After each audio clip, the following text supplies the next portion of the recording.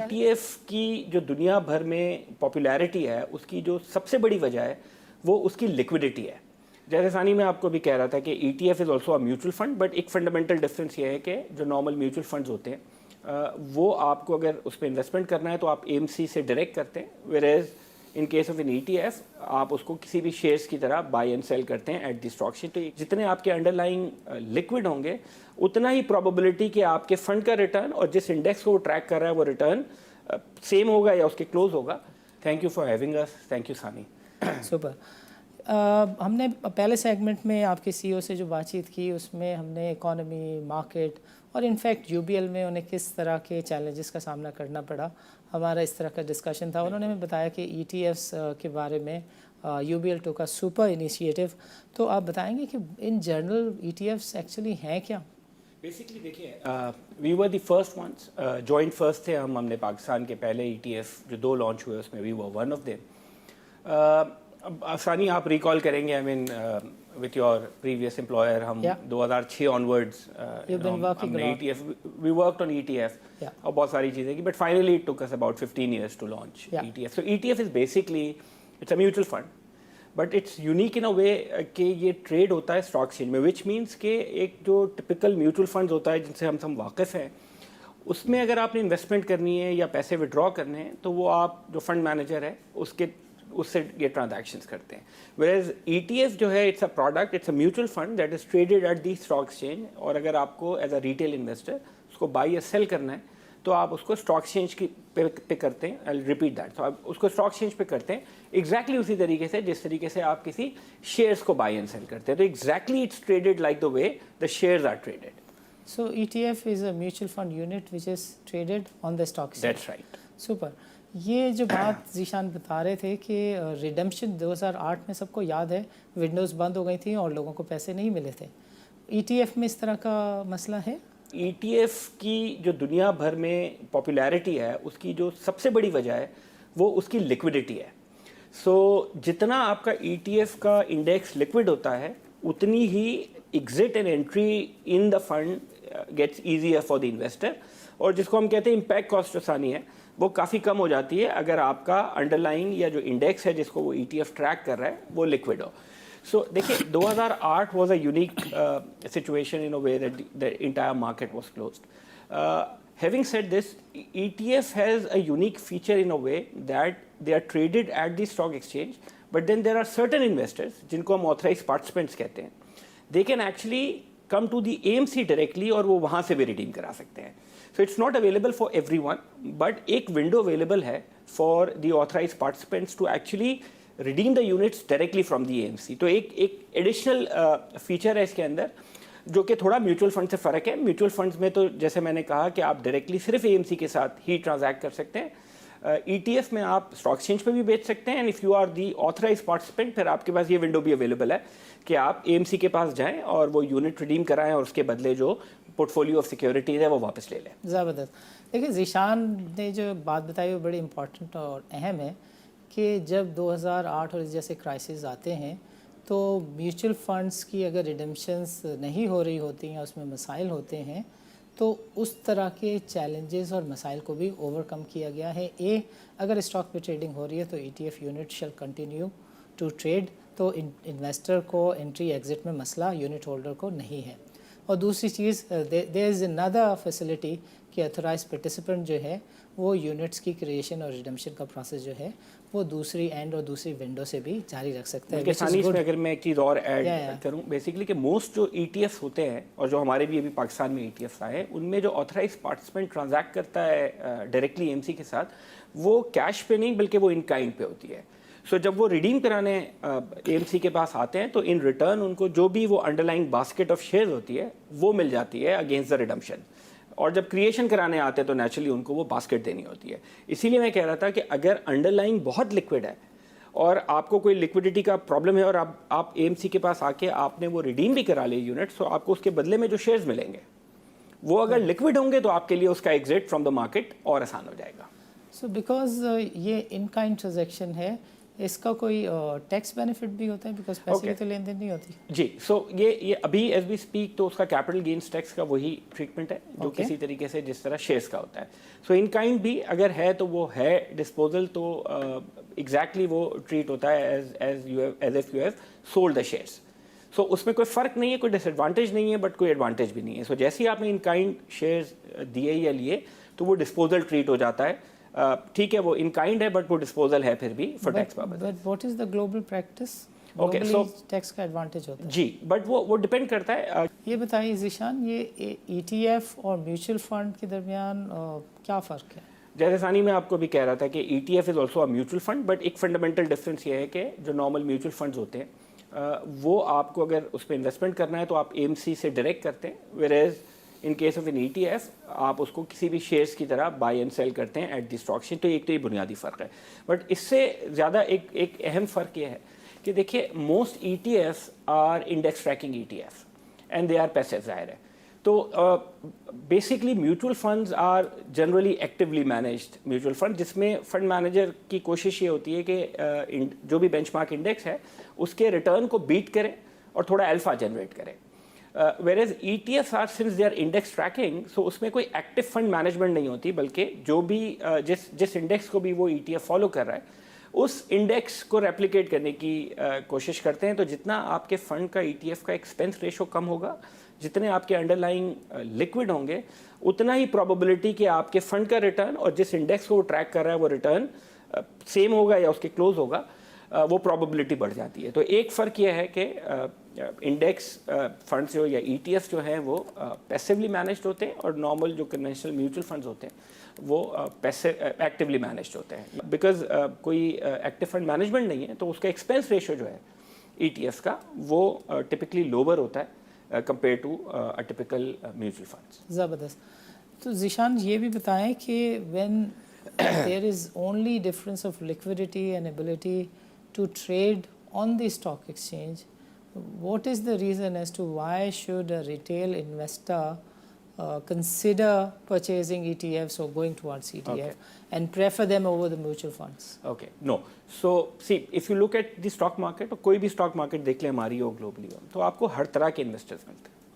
So you will find investors जो buy and hold strategy को follow करते हैं. There are investors who would do a day trade, and then there are investors जो inverse चलते हैं, short sellers होते हैं. तो आपको हर तरह का इन्वेस्टर जो है वो मार्केट में मिलता है और जाहिर है सबका अपना अपना पर्सपेक्टिव होता है. एग्जैक्टली उसी तरीके से देखिए म्यूचुअल फंड बेहतर है, और ये अक्सर सानी डिस्कशन में आता है कि एक टिपिकल म्यूचुअल फंड में इन्वेस्ट करना चाहिए या ETF में करना चाहिए.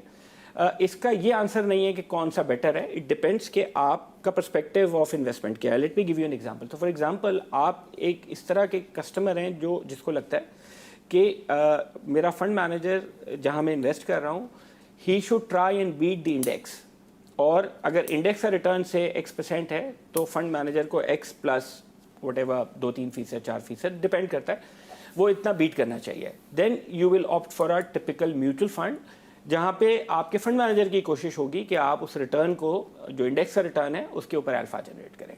But if you are kind of a customer जिसको ये लगता है कि ओवर लॉन्ग टर्म इंडेक्स का रिटर्न और फंड का रिटर्न बराबर होगा, then you are kind of an investor who would opt for ETF. Because in case of an ETF, as long as the underlying are liquid, you are paying a lower expense ratio. इसका मतलब ये है कि आपकी जो cost of investment है या जो transaction cost that you pay over time is lower, and your objective is say long term, और and you feel कि over long term fund का return और index का return more or less बराबर होगा, तो फिर आप ETF में invest करेंगे. Obviously diversification is the key. So you know a portion of your savings can be invested in a mutual fund, typical open and mutual fund, और एक portion जो है वो ETF के अंदर इन्वेस्ट हो सकता है. तो answering to sum it up basically Sani, इसका कोई परफेक्ट आंसर नहीं है, ये आपके पर्सपेक्टिव पे डिपेंड करेगा. कहा कि एक्सपेंस जो है वो भी इसमें कम होते हैं, and that is also a hallmark reason as to why one should invest into the ETFs. Expenses कैसे कम होते हैं, ज़रा एक्सप्लेन करें. Okay, so one of the expenses that is being charged to the fund is the fund manager's fee.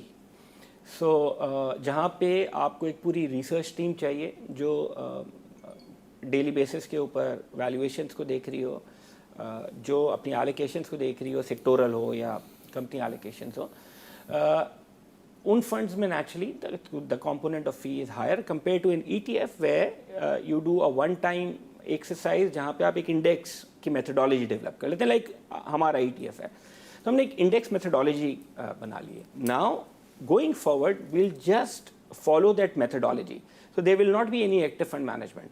सो जाहिर है जितनी active fund management होगी उतना आपका टाइम ज़्यादा लगेगा और आपके जो एक्सपेंस की एलोकेशन है वहाँ पे ज़्यादा होगी. तो इसलिए जो मैनेजमेंट फ़ी का कंपोनेंट है या बाकी जो दूसरे एक्सपेंसेस ऑफ द फंड है, वो चूँकि वॉल्यूम ऑफ वर्क जो है वो it's typically lower in an ETF, इसलिए उसका ओवरऑल एक्सपेंस रेशो जो है वो कम होता है. ग्लोबली ये प्रैक्टिस है कि उसका एक्सपेंस रेशो कम होता है compare to a typical mutual fund. Zeeshan, यहाँ पे वक्त हुआ एक छोटे से वक्फे का. नाज़रीन, will continue after the short break.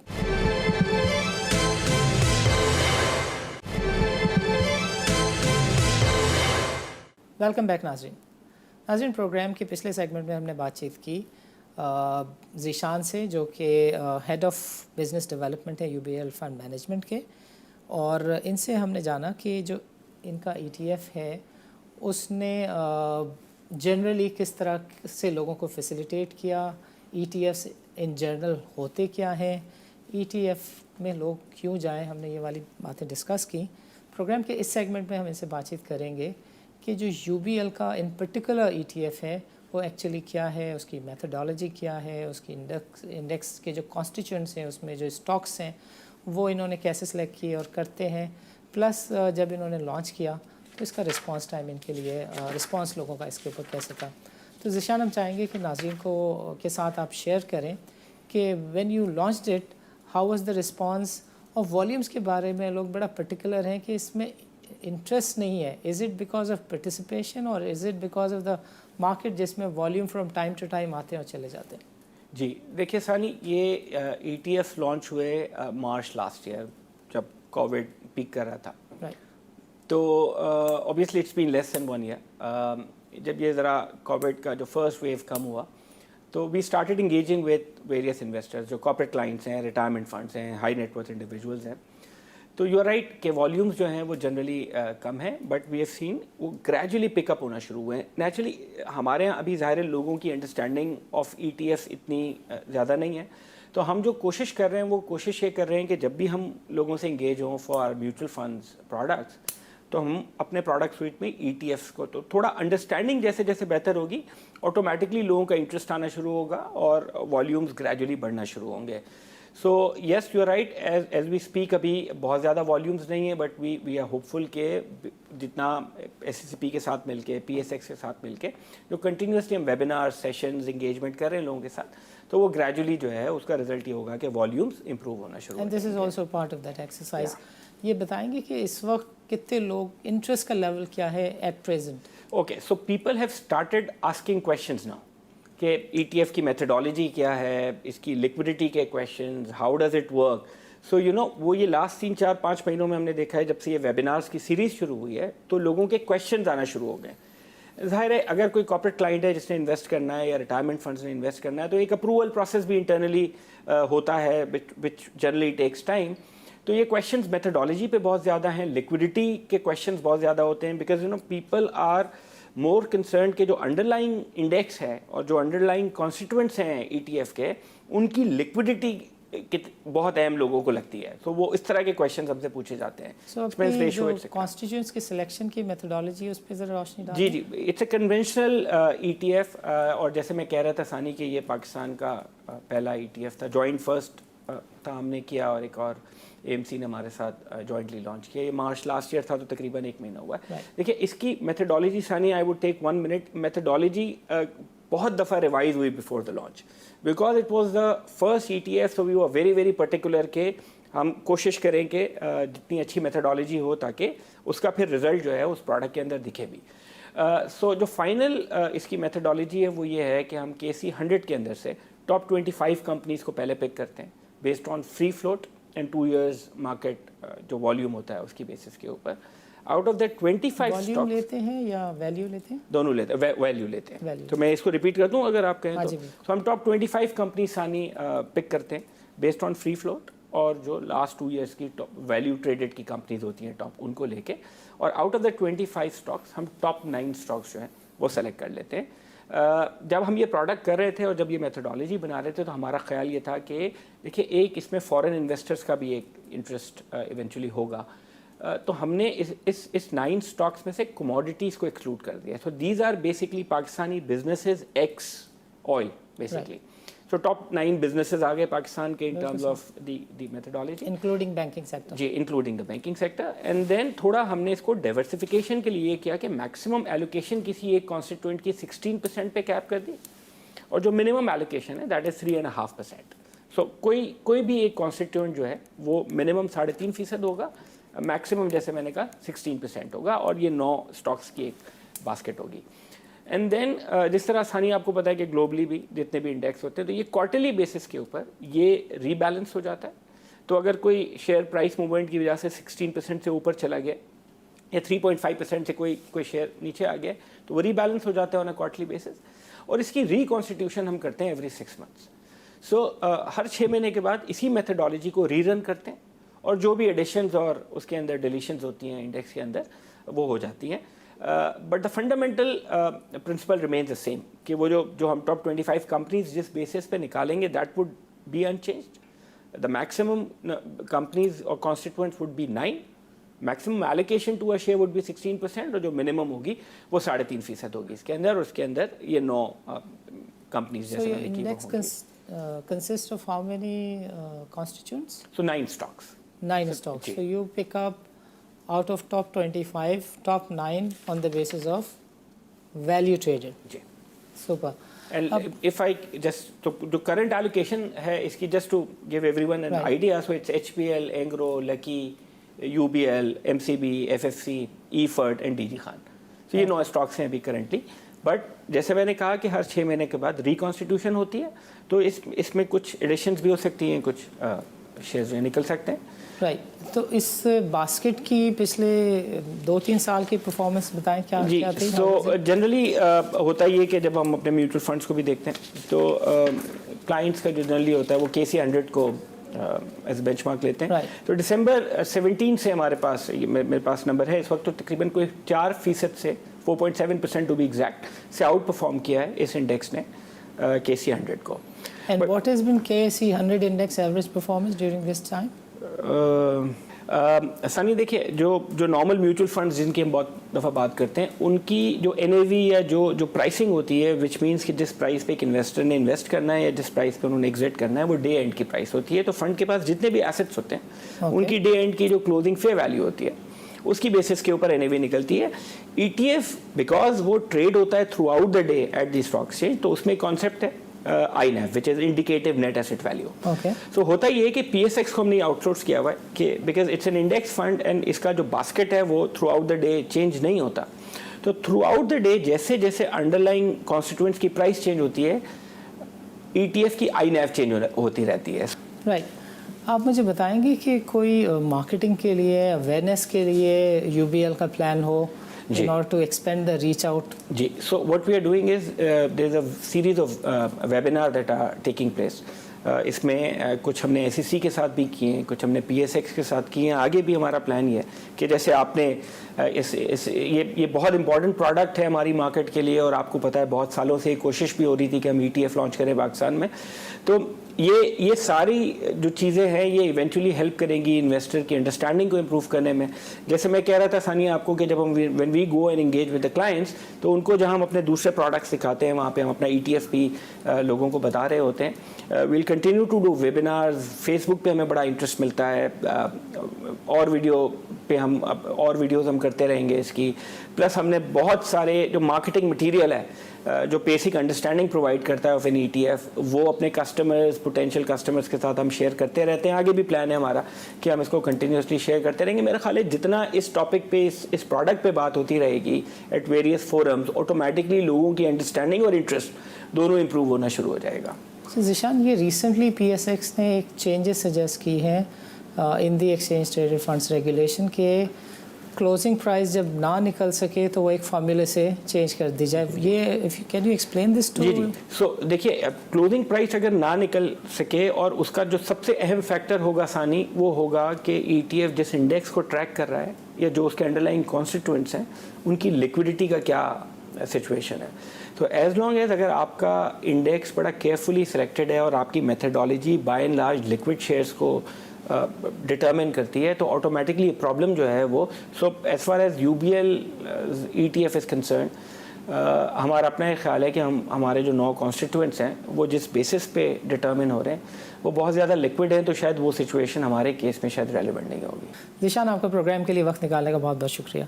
नाज़रीन, आज के प्रोग्राम में हमारे साथ शरीक गुफ्तगू रहे यासिर कादरी, जो कि UBL फंड्स के सरबराह हैं, और इनसे हमने इकॉनमी इन जनरल उस पर बातचीत की। UBL ने ETF का इनिशिएटिव लिया है, उसके ऊपर भी हमने बातचीत की। इन्होंने बताया कि कुछ इश्यूज़ हैं ETF रिलेटेड जिनको रेगुलेटर्स एड्रेस करने की कोशिशों में मशगूल हैं। On the side of economy he mentioned कि चीज़ें अगर बेहतर रहती हैं, IMF से डील हो जाती है, सेनेट के इलेक्शंस हो जाते हैं, तो जो ब्रोकर्स की आवाज़ है कि 55,000 का लेवल ब्रेक हो जाएगा, और उन्होंने उन आवाज़ों को ज्वाइन किया। एंड ही थॉट कि बाज़ार 55,000 के लेवल को ब्रेक कर सकती है, बल्कि टेक्निकली ही ट्राइड सेइंग कि ये शायद 70,000 के लेवल को भी क्रॉस कर जाए, बिकॉज मार्केट की रीवैल्यूएशन को कुछ लोग इसी तरह से इंटरप्रेट करते हैं। So he was all kind of positive and bullish about the market. Exchange traded fund के लिए his business development head said was कि इसकी अवेयरनेस और इसमें कुछ बेसिक चीज़ें हैं जिसको एड्रेस करने की कोशिश की जा रही है, वेबिनार्स हो रहे हैं, और लोगों को इस तरफ राग़िब करने के लिए हम जहद कोशिशें एक्सचेंज भी कर रहा है, रेगुलेटर भी कर रहे हैं, और जो ETF जिन AMCs ने लॉन्च किए हैं वो भी कोशिश कर रहे हैं। लेकिन सारी दुनिया में जो बेसिक क्राइटेरिया है, या पाकिस्तान में जिस लिए ETF लॉन्च किए गए थे, उनका मकसद ये था कि with in ready market arbitrage की अपॉर्चुनिटी प्रोवाइड की जाए। जो रेडी और फ्यूचर आर्बिट्राज में हमारी मार्केट लॉक्ड इन है, एक से ज़्यादा डॉक्यूमेंटेड रिपोर्ट्स में लिखा हुआ है कि टाइम एंड अगेन क्राइसिस की वजह सिर्फ़ और सिर्फ ये रेडी फ्यूचर का टिपिकल साइकिल है, जिसका जवाब किसी के पास नहीं है। लेकिन चूँकि इसमें पैसे हैं तो सब लोगों को डिक्टेट भी किया जाता है, और सब लोग इस डिक्टेशन को खुशी से कबूल भी करते हैं। SECP की वेबसाइट पे मौजूद अपना कैपिटल डेवलपमेंट प्लान जो है वो लेवरेज को ठीक करने के लिए चीज़ों की निशानदेही भी करता है, और बताता भी है कि हर दूसरे तीसरे साल कोई ना कोई ब्रोकर डिफ़ॉल्ट होता है, यानी आपकी कस्टडी के पैसे और शेयर्स लेके भाग जाता है। But coming back to the point of exchange traded funds, we have launched it. There is no liquidity in it. दुनिया में अगर exchange traded funds लॉन्च होते हैं, वो सिर्फ लिक्विडिटी पर, लिक्विडिटी के नाम पर और लिक्विडिटी के लिए होते हैं। पाकिस्तान में कहा जा रहा है PSX के एक लेटर के मुताबिक कुछ ETFs, जो कि ETFs में काम नहीं होता, तो एक फार्मूले के ज़रिए उसकी प्राइस को कैलकुलेट कर दिया जाए।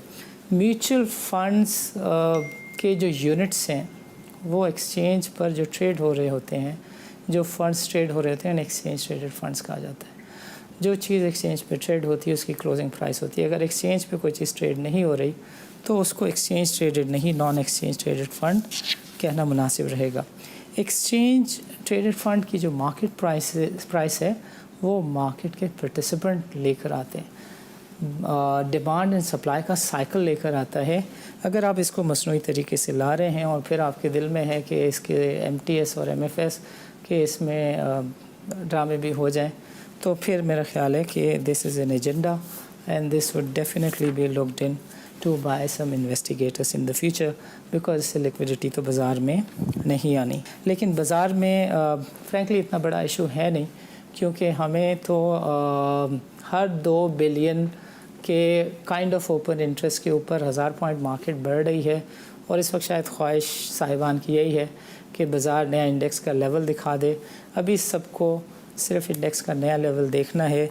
ये जो जेन्युइन शफाफियत और स्ट्रेट फॉरवर्ड बातें हैं, इन्वेस्टर का इंटरेस्ट है, मेरा ख्याल है इसकी प्रायोरिटी अभी नहीं है, उसका भी कभी वक्त आएगा। इजाज़त दीजिए, अल्लाह हाफ़िज़।